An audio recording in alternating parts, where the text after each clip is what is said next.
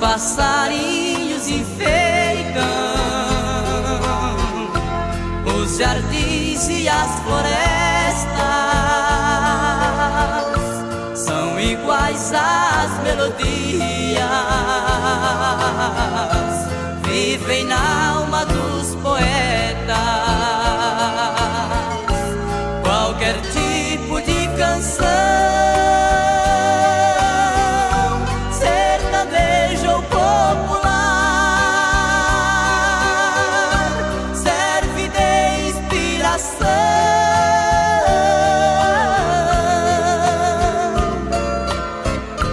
Como temor pra rimar,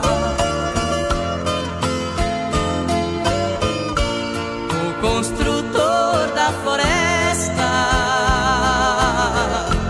faz seu prédio na paineira, e o maestro sabiá